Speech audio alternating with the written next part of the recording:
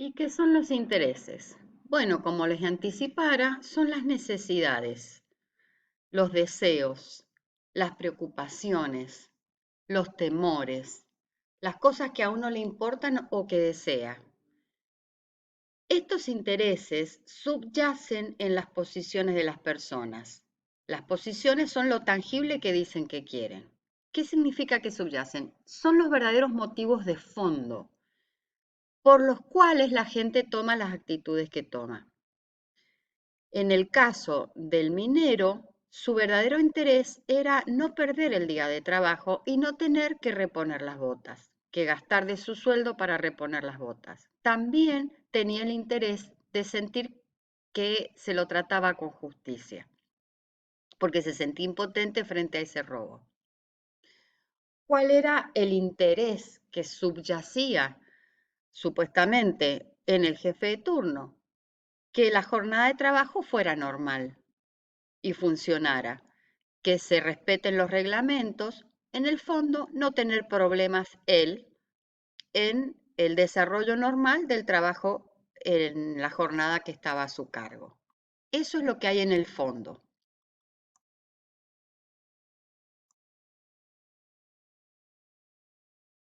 Las posiciones es lo primero que dicen las partes. Es la solución que proponen para su problema, pero es una solución propuesta sin tener en cuenta el problema del otro. Y en un conflicto se parece a la parte visible de un iceberg, porque los verdaderos intereses y las necesidades son mucho más complejas e involucran otras áreas de nuestra vida que no son solamente lo visible en las posiciones, en el reclamo que es rechazado. En este caso, las posiciones eran deme botas porque se perdieron en la empresa. Ese es el reclamo. Y el rechazo es, no, usted es el responsable y no la empresa por la indumentaria. Pareciera que fuese así de simple. Sin embargo, el verdadero conflicto que hay que resolver no se ve a primera vista, igual que el hielo bajo el agua, y es más complejo, es más grande, tiene más aristas que la simple lucha de posiciones. Como dijimos, los intereses y necesidades son deseos, temores, aspiraciones, son las verdaderas necesidades, el verdadero problema de fondo. No siempre está tan claro. En el caso del minero, era no perder el día de trabajo, era también no gastar dinero por algo que no es propio y le robaron, era la justicia, era también no tener problemas. En el caso del jefe de servicio, el jefe de turno, era que no se pierda el día de trabajo, era no tener sobresaltos y disgustos en el trabajo, en la jornada bajo su cargo. Puede ser también lucirse ante el supervisor por lo bien que maneja las cosas. Todas estas cosas están en el trasfondo de la posición que se toma. Uno tiene todas estas necesidades, todos estos intereses, todos estos deseos, todos estos temores, y para darle solución a todos esos intereses que uno tiene, esas necesidades, esos temores, esos problemas, para darle una solución, uno adopta una posición. En el caso del obrero, hágase cargo usted de las botas. En el caso del jefe de turno, no, porque el reglamento dice que tiene que hacerse cargo usted.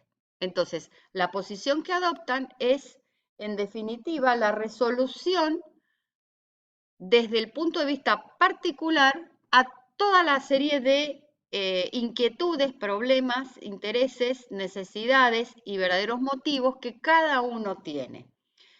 Las posiciones chocan porque cada parte se fija solamente en sus propios intereses y en sus propias necesidades. Y la solución que busca, el reclamo que busca o el rechazo frente al reclamo, perjudica o amenaza con perjudicar los intereses del otro. Por eso se oponen. En el caso del obrero, para solucionar su situación de poder trabajar y no tener que hacerse cargo de algo que no estaba en sus manos proteger, reclama un par de botas. Con lo cual, el jefe de turno se siente potencialmente perjudicado porque el reglamento dice que el obrero es el que tiene que reponer las botas y entonces posiblemente él no se sienta con la autoridad suficiente como para violar el reglamento y salir a reponer en las botas. Y puede sentir que el día de mañana o en cuanto se enteren el supervisor lo va a retar a él por salir a reponer botas que el reglamento dice que están a cargo del obrero. ¿Sí? Entonces, ninguno de los dos se preocupó por cuáles son las necesidades del otro, sino simplemente por cubrir sus propias necesidades. Y ahí es donde surge que la decisión de cada uno de ellos choca contra la decisión del otro. Lo que nos explica William Ury es que para saber cuál enfoque es mejor,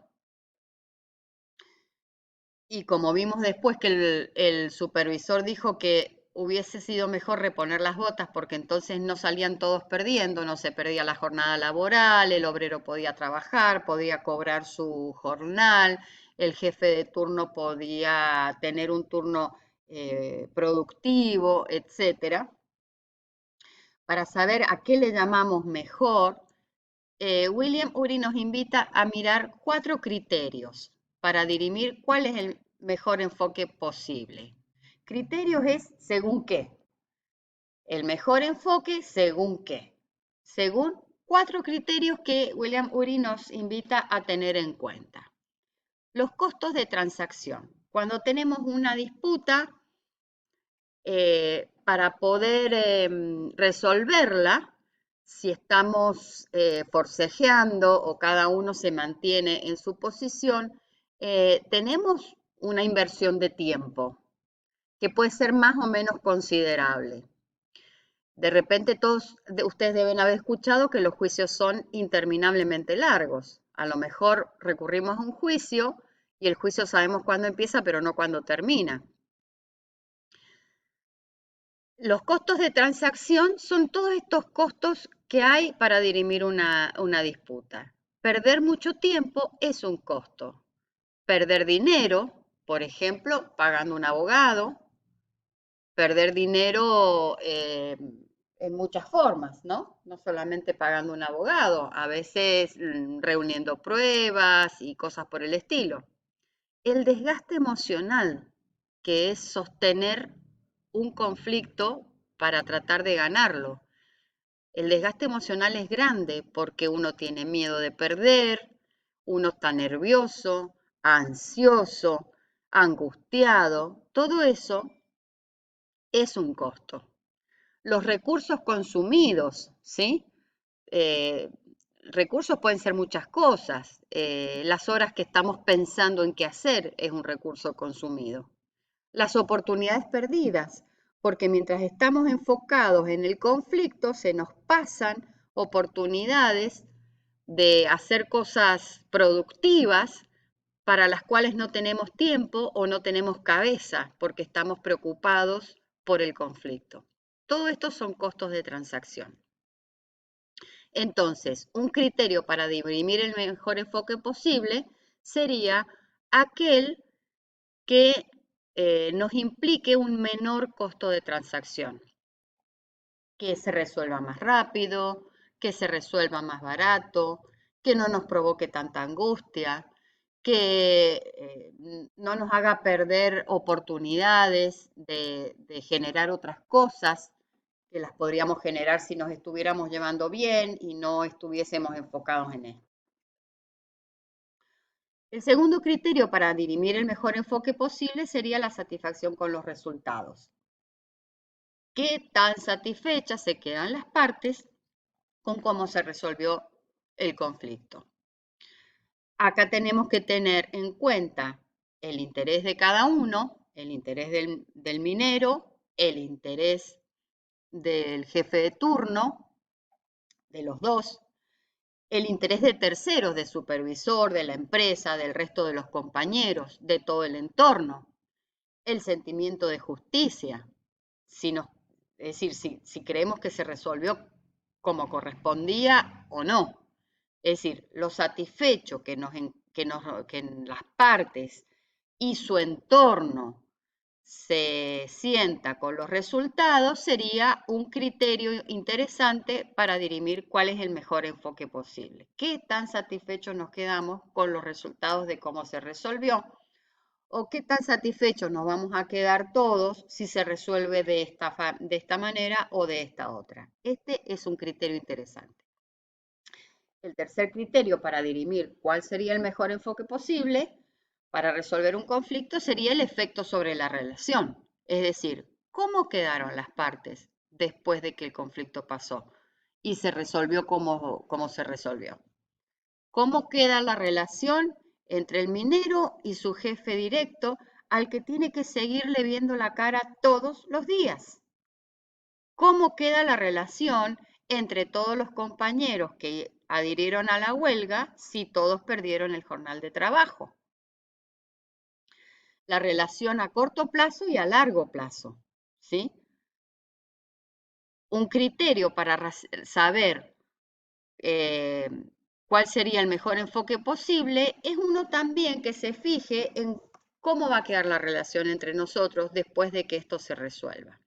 ¿Vamos a poder seguir viéndonos? ¿Tenemos que seguir viéndonos? ¿Vamos a querer cooperar en otras situaciones que se nos presenten? Porque si nos seguimos viendo y seguimos relacionados, van a haber nuevas situaciones en las que necesitamos cooperar. Y si nos llevamos mal, la cooperación se dificulta mucho. ¿Cómo quedamos después? Este es un criterio muy importante para saber cómo es mejor resolver un conflicto, si vamos a quedar peleados o vamos a quedar en buenos términos. Normalmente, después de un juicio, aunque una parte gane y la otra pierda, y aunque la parte que gane sea la que realmente tenía la razón según las leyes, la relación queda mal para siempre o por lo menos por un largo tiempo. El otro criterio es la recurrencia del conflicto, es decir, se resuelve este conflicto puntual de hoy de las botas robadas, pero según cómo se resuelva, se resolvió para siempre o va a volver a haber una situación cualquiera, parecida, distinta, la que sea, en la que se van a volver a enfrentar las partes, ¿sí? Entre las mismas personas o entre otras personas. Cuando una de las partes quedó insatisfecha con el resultado, quedó enojada, quedó dolida, quedó herida, encuentra que no es justo, va a quedar con esa insatisfacción y esa insatisfacción lo va a llevar a que tenga una actitud de alerta y ante cualquier ocasión que se presente en lo sucesivo, nuevamente va a plantear reclamo o nuevamente se va a quejar o va a sacar a relucir lo que pasó. Entonces, es un criterio también muy interesante para dirimir el mejor enfoque posible si, así como hemos resuelto el conflicto, lo hemos resuelto lo suficientemente bien como para que no se repita o cualquier excusa va a ser suficiente para que se vuelva a repetir un conflicto parecido o igual o distinto, pero un conflicto entre las mismas personas o entre una de estas personas y alguna otra de la comunidad.